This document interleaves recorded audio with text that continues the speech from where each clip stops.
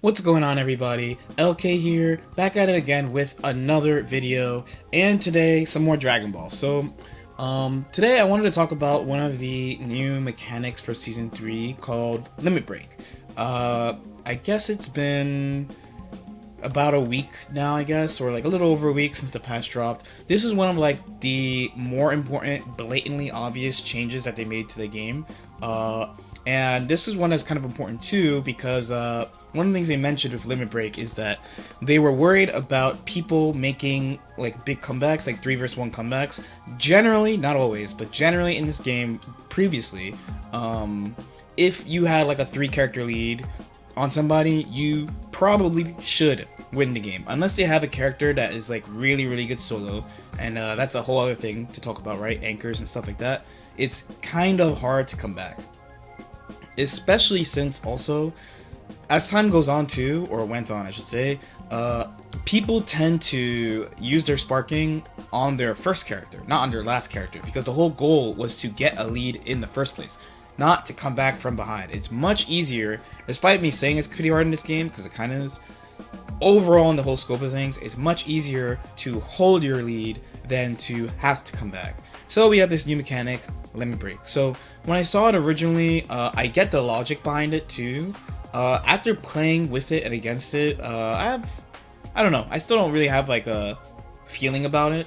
I do feel kind of weird that the devs felt like the game needed another comeback mechanic, because like sparking kind of helps you come back or like turn around the momentum of the game a little bit. You have like tag, any successful tag I think changes the game completely, but I think they also wanted like a more direct one, but this also affects the game at a high level, right? So the place you want to start at with Limit Break is that what the goal of the game is originally. So I mean, obviously it's like, oh, you killed the other guy, duh, okay, stupid, okay, but how do you go about doing this? So especially if you're looking at it from Season 2, you have basically 2 ways to do it. Either snap them to death, or you 2-touch them efficiently. You can't rely on touch of deaths, because most of the really good touch of deaths all require sparking, so you're only guaranteed 1 character.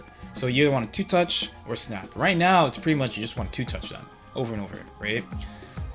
So with this in mind, the main thing about the last character, especially if they don't have sparking available, is that they can't 2-touch you. It's actually a really hard comeback. Like, let's say I was solo Trunks in Season 2 against all these characters and I had my spark. Okay, so with sparking, I could kill 1 character because you can't block Trunks. But after that, I still have at least 4 to 6 more hits I have to get, as opposed to my opponent, who probably only has to hit me like once or twice, depending on what happened, right? The 2-touch thing matters more for the solo character, because you can't cycle your characters out anymore to like heal, but your opponent can. So you have this situation where, like, let's say like I hit Broly. Okay, I hit Broly. Like, okay, this sucks, but now Broly could just like tag, and now like they're gonna get blue life back. Now I have to hit Trunks and then pick between like snapping Broly back in to finish him off, or like working on Trunks and then getting the additional hits I need on Broly. Basically, like, it really extends the game. What Limit Break does kind of is enables like 1/2-touch situations for a solo character, which I feel like is good on paper, and then both players have it. One thing about it that has kind of been like misinterpreted is how the damage buff works. So when you're in Limit Break, you just get a 20% damage buff outright. So since I have Trunks here, so let's do this combo. Whoops, let's not do this combo. You've seen this a million times. The basic corner change feature B&B. This is 5,000, which would mean this should do 6,000 in Limit Break. Just like that. So that's like a 20% increase, right? Now, with sparking, you get... It's not like you get 20% and 20%, because sparking is a 20% increase. In sparking, you get the stack, the Limit Break stack, is 10% instead. So this should do 6,500. Or, you know, just about 6,500. Right? Like this. So your Limit Break will stack with whatever damage buff you get. So in this case, like, I mean, yeah, I used a combo where like the CTF combo would kill in 2 touches, but like you could just see how like more efficiently a solo character can kill now. This has a lot of implications for team building. So generally the old rule was you either want to pick a character that can hit the opponent, or you want to pick a character that can't be hit. So like your examples would be like Super Saiyan Vegeta, for example, can't hit him. Super Saiyan Goku, really hard to hit character. Characters that are good at hitting you would be like, you know, the classic, like Yamcha would be a perfect example. Classic. Or Android 16 would be another example from Season 1. Like a character that, you know, if they get in, they could definitely get hits because of their toolkit without assists, kind of thing. Now, I'm not so sure. So the part where you pick anchors that like hit people are a little bit more obvious, right? Like, you know, they're going to get a damage buff. So like if Yamcha hits you with Wolf Fang Fist, it's going to do 20% more damage or 30% more damage if you're in sparking, right? But it's also the other thing that affects the game a lot, I think, is how you choose to use your sparking. Because like I said, like basically where the game started, Season 1, you know, we were all like, oh my god, it's X Factor Light, let's hold it for the last character.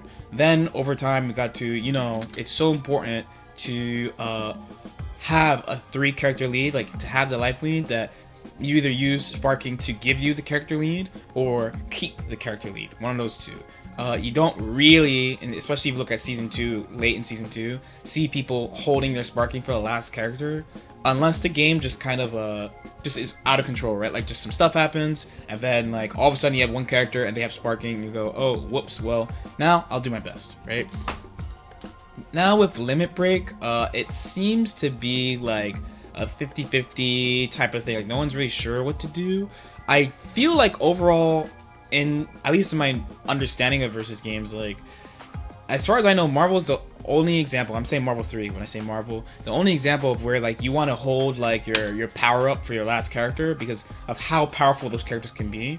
But like I do think like long term we're gonna go back to protecting the characters. But like in those cases where people have characters like Yamcha, for example, who have really strong sparkings, or even like Trunks, right, who have like really strong sparkings, if the lead is isn't that close, like this is the most extreme example, right? You have 3 versus 1 characters, but in the case where, you know, it's like a 2-1, like let's say it's like let's say something like this. We'll put Broly at 0, we'll put the enemy Trunks at like, I don't know, 70, and you put Kefla at like 40. So let's say the game's like this, right? Like this is a pretty, and then I have Spark 2, like this is a pretty reasonable comeback. Like Trunks sparking. Well, can I activate sparking, please? Like this.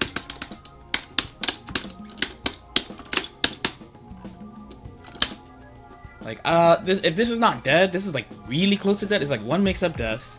And then it's like a level 3 mix up into death. If I did the good combo, they would have definitely died. They get none of that blue life back. If they get hit by the mix up, then Kefla just dies on a touch. Like it's a pretty realistic comeback.